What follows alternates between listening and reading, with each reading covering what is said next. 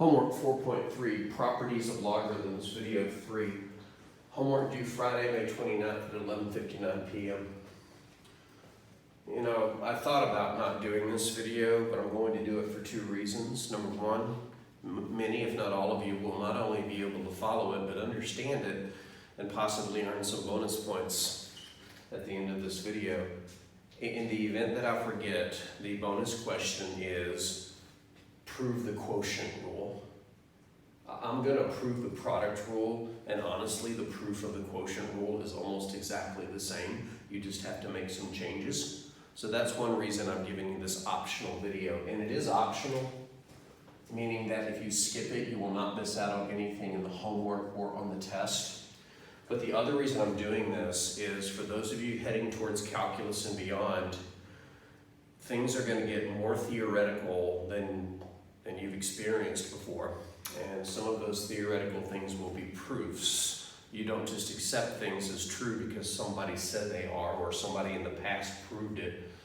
You'll actually be held accountable for proving that things are true. And if you're a math major, not just somebody taking calculus for a different reason, math majors, by the time they get to their junior and senior years, some of their classes are nothing but proofs. So I'm going to show you a proof of the product rule. I'm not going to hold you accountable for it, but again, for bonus points on test 4, send me your proof of the quotient rule.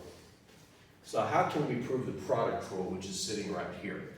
Well, to prove the product rule, we're going to look at a function and use some properties that we've already discovered.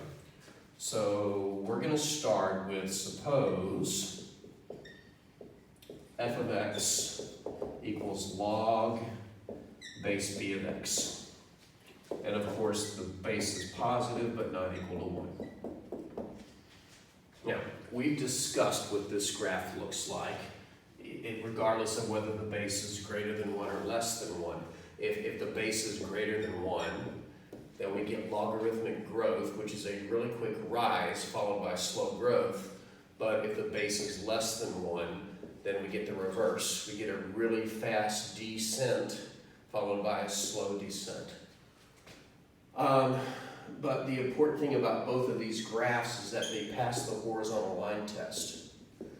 And what that means is that this function is invertible or 1 to 1. Then f of x is 1 to 1. And we briefly discussed what it meant to be 1 to 1, so I'll remind you what that means.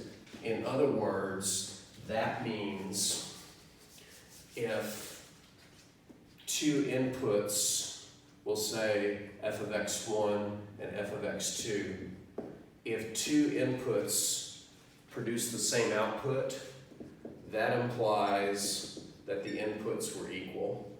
In other words, the only way the outputs can be equal is if the inputs were equal also. That's going to be important here.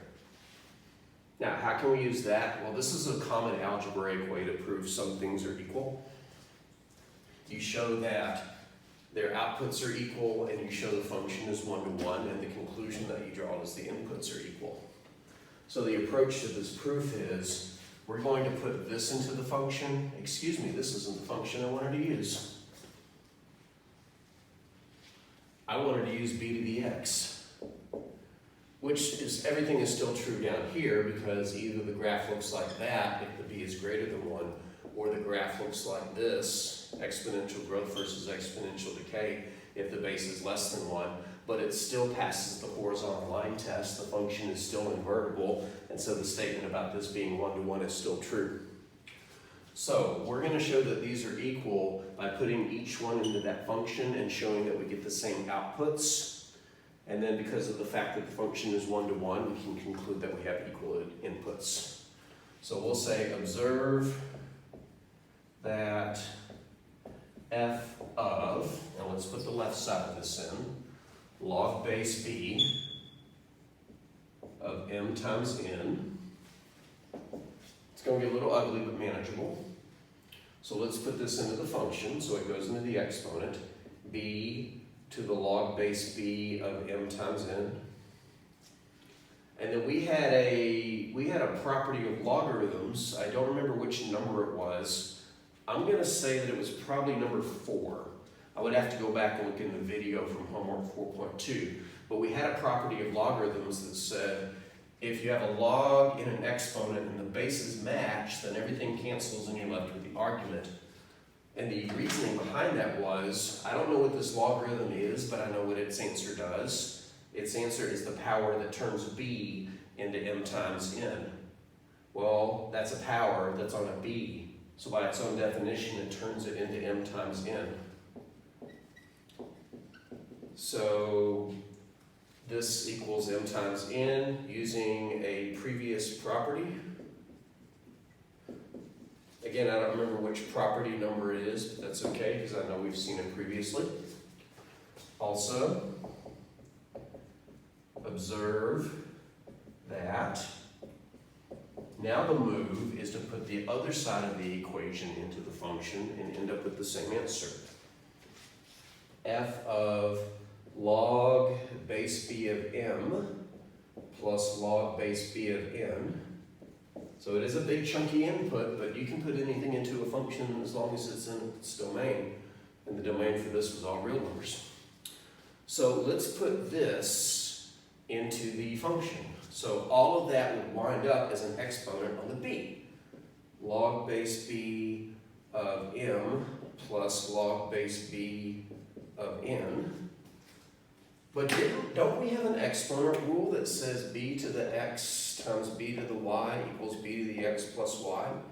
Again, you can use any letters you want. The important thing is, that's correct. You can use any letters you want. The important thing is the structure. Well, this has the same structure as the right side of this exponent property, which means we can rewrite it as the left side. So we can split it into 2 exponentials, where each half of the addition problem is its own power.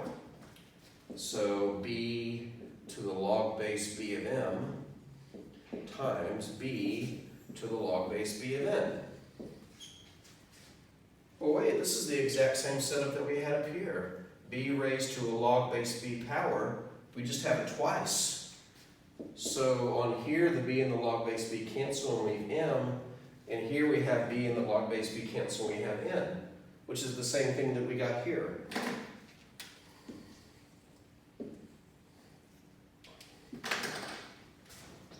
Thus, f of log base b of m times n, the first function we evaluated, equals f of, I have to move this up a little bit,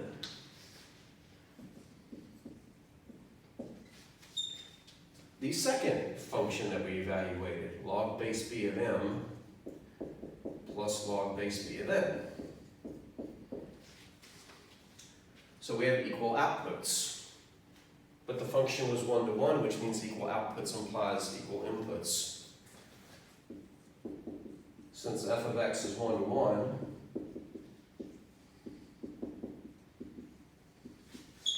we conclude that the inputs are equal. Well, the first input was log base b of m times n, and the second input was log base b of m minus log base b of n. In theoretical math, it's common at the end of a proof to end it with a filled-in square. I don't know why that's the common symbol. It's like a period, but a giant period saying the proof is over, not just the sentence is over. So, yeah, I'm not just blowing smoke when I say these things work. I can actually show that this one is true by taking advantage of the fact that I know this function is 1 to 1 and manipulating and massaging some properties that we've established previously. Again, this was completely optional. If you understood it, awesome. If you didn't, that's okay. Just move to the next video and pretend this one didn't happen. But I'm going to bribe you with 5 bonus points if you can provide a proof of the quotient rule. This is basically the structure of it. You just have to make some subtle changes. And speaking of subtle changes, I've got an error here. Why did I put a minus here? That was a plus. I was probably saying something while I was writing. That's usually when I miswrite things. Brain saying one thing, hands writing another. All right, so the next video we'll pick up with the content that's on the homework.